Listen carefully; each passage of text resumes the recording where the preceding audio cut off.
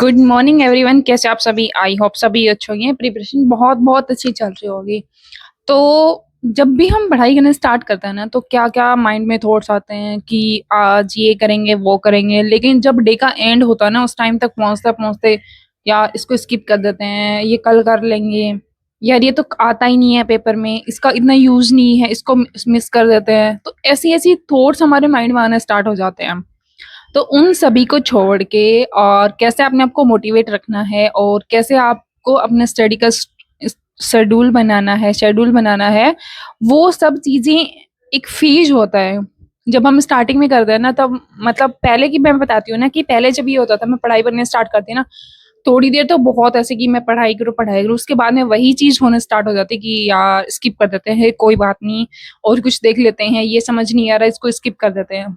लेकिन है ना, कभी कभी कुछ चीजें हमारे लिए बहुत बहुत वर्क करती हैं। जैसे कि अब सी है ना, मैं जो विकास सर है, जो दृष्टि में पढ़ाते हैं ना, काम करते टाइम कभी कभी उनकी कुछ बातें सुनती हूँ, मतलब उनके कुछ इंटरव्यू होते हैं, कुछ क्लासेस की वीडियो होती है, वो देखती हो ना, तो अंदर से इतना मोटिवेशन फील होता है कि यार मतलब पढ़ाई करते रहे, मतलब इतना अच्छा फील होता है।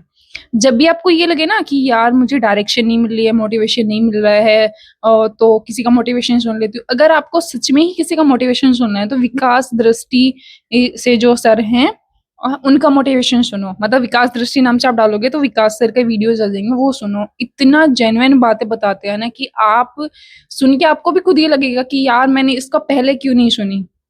मतलब बहुत सारी इंटरेस्टिंग बातें, लाइफ से रिलेटेड, साइकोलॉजी से रिलेटेड, सब बहुत ऐसे गाइडेंस के साथ बताते हैं, और एक्चुअल बताते हैं। ये नहीं है कि उन्होंने साइकोलॉजी पढ़ी हुई है तो उसके अकॉर्डिंग बताते हैं, जो एक्चुअली जो हमारी लाइफ में हो रहे होते हैं उसके रिगार्डिंग बताते हैं वो। और वो सुनने के बाद खुद आपका माइंड उस चीज के लिए करेगा कि हाँ मैं भी पढ़ूं, मैं भी पढ़ाई करूं, और इतना मोटिवेशन फील होगा कि आप खुद से पढ़ाई करना स्टार्ट कर दोगे और खुद सेल्फ मोटिवेट होने स्टार्ट हो जाओगे। तो एक बार ये चीज जरूर ट्राई करके देखना। अगर किसी के साथ ये चीज होती है कि मैं आज थोड़ा कम पढ़ लेता हूँ, कल पढ़ लूंगा, ये वो ये सब थॉट्स आते हैं, तो उनके लिए बेस्ट पार्ट है। तो एक बार ट्राई करके जरूर देखना, और आपको कैसा लगता है वो सब वीडियोस देख के, और आप पढ़ाई के लिए कितना मोटिवेट होते हैं, मेरे को कमेंट करके जरूर बताना। और करते हैं आज के दिन की शुरुआत सबसे पहले एडिटोरियल से। तो आज के दिन की शुरुआत की सबसे पहले एडिटोरियल से। तो काफी एक कॉमन कमेंट होता है या फिर कॉमन प्रॉब्लम होती है ना, कि भाई एडिटोरियल को पीडीएफ से पढ़े या क्लास से पढ़े। और अगर मतलब ये हो गया काफी टाइम हो गया क्लास से देखते हुए और इम्प्रूवमेंट नहीं हो रहा, तो क्या करे? तो उसके लिए ये है ना, कि थोड़ा थोड़ा आप खुद से रीड करो, है ना। अगर आप पूरा पैसेज नहीं पढ़ पाते हो, तो उसके मतलब हाफ पढ़ो, हाफ नहीं पढ़ पाते 1/4 पढ़ो, लेकिन खुद से पढ़ने का ट्राई करो। अगर ये ऐसा होता है ना कि भाई खुद से पढ़ना स्टार्ट करोगे ना, तब थोड़ा इम्प्रूवमेंट होगा। अगर ये हो कि पीडीएफ से पढ़ रहे हो फिर समझ भी नहीं आ रहा, तो ऐसे कर सकते हो कि जैसे आपने सुबह क्लास देखी, सर की प्रॉपर क्लास देख ली आपने, और उसकी वोकैब वगैरह रिवीजन कर लिया, अच्छे से देख ली, और शाम को सोने से पहले ना उसको थोड़ा सा रीड करोगे, आपको कितना याद है उसके अंदर। फिर आपको पता चलेगा कि हाँ एक्चुअल प्रॉब्लम कहाँ है, मुझे समझ नहीं आ रहा है, रीडिंग अच्छी नहीं है, या फिर मतलब मैं कंसंट्रेट होकर नहीं पढ़ रहा, इस वजह से ये इशू आ रहा है। दूसरा ऐसा करने पर पता क्या होता है कि हमें थोड़ा पता चल जाता है कि हाँ, कि इतना हमने पढ़ा था और इतना मुझे याद है। तो इसका बेनिफिट हमें सीए वाले सेक्शन में भी और रीजनिंग में, हमारी रीडिंग स्किल्स में भी, सब में इम्प्रूवमेंट होता है, और हमें पता चलता है कि कहाँ-कहाँ मेरी मिस्टेक्स हो रही हैं। क्योंकि देखो आपने सुबह पढ़ा था, सुबह आपने 2 पैसेज पढ़े थे और कम से कम आपने 15 के आस-पास वोकैब पढ़ी थी। और शाम को जब आप रिवीजन करोगे ना, आपको 5 से 7 वोकैब याद होगी और 1 ही पैसेज याद होगा, फिर दोनों की थोड़ी बहुत समरी याद होगी। तो इससे आइडिया हो जाएगा कि हाँ, मुझे कितनी बार रिवीजन करना है वोकैब का, और कितनी बार सीए वाले क्वेश्चंस का रिवीजन करना है। तो आप थोड़ा-सा इस चीज़ पे थोड़ा-सा फ़ोकस करें। और वो कंप्लीट करने के बाद में मैंने स्टार्ट की थी मैथ की अरुण सर की क्लास से। अरुण सर की क्लास में सर ने आईबीपीएस पीओ और आईबीपीएस कलरक और एसबीआई कलरक की अलग-अलग सेपरेट क्लास लगा रखी है, मतलब। और उसके अंदर सर पूरा पेपर करवाते हैं डिटेल में, कि हमें कैसे पेपर अटेम्प्ट करना है। सर उसमें कोई भी शॉर्टकट नहीं बताते हैं कि आपको ये ट्रिक लगा लो या शॉर्टकट लगा लो, इससे पेपर क्लियर हो जाएगा। सर क्लियरली एक ही चीज़ बोलते हैं कि आपका फंडामेंटल मतलब बेसिक बहुत अच्छे से क्लियर होना चाहिए, और वो ही इम्प्लीमेंट करना है। क्योंकि फिर जब आप मेंस में बैठोगे ना, तो वो शॉर्ट ट्रिक कहीं काम नहीं आएगी, और आप प्रीलिम्स देते रहोगे, प्रीलिम्स निकलते रहेंगे, मेंस कभी नहीं निकलेगा। तो इसलिए मेक श्योर करें कि आप हमेशा अपना फंडामेंटल मेंटल स्ट्रॉन्ग करें, जो भी बेसिक्स है अच्छे से रिवीजन करते रहे टाइम टू टाइम उनका, और जब भी टाइम मिले ना, जो भी बेसिक्स है उनका रिवीजन। मैथ की क्लास कंप्लीट करके और उसकी चेकलिस्ट कंप्लीट की, उसके बाद हम लोग निकल गए थे घर पे।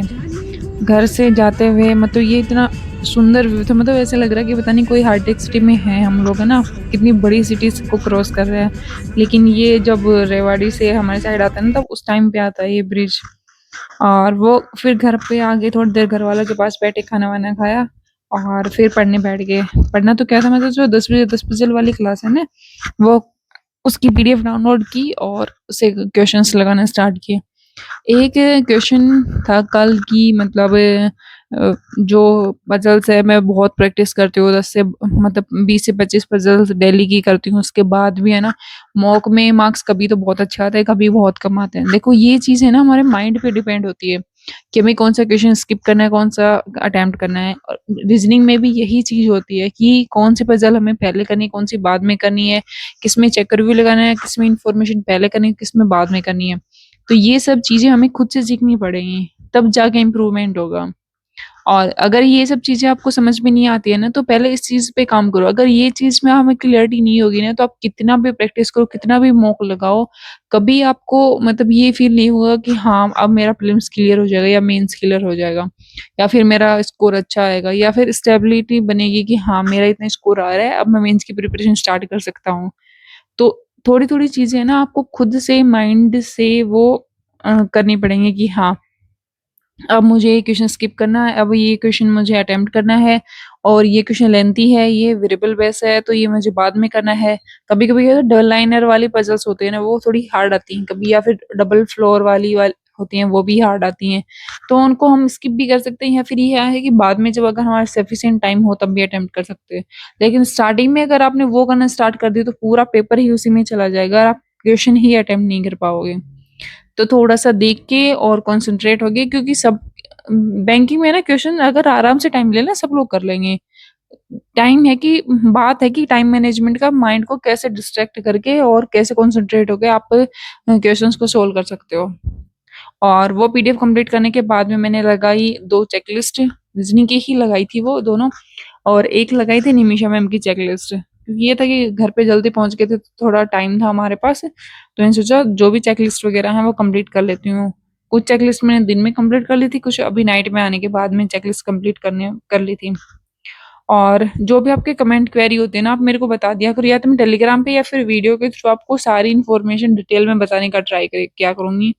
और वीडियो को लाइक ज़रूर किया करो, कमेंट ज़रूर किया करो, और अगर आपको वीडियो अच्छी लगती हो ना, तो प्यारे-प्यारे कमेंट भी कर दिया करो। क्योंकि कमेंट नहीं करते हो, अगर कमेंट करोगे तभी मुझे पता चलेगा कि आपको कैसा वीडियो चाहिए और किसके रिगार्डिंग वीडियो चाहिए। तो थैंक यू सो मच।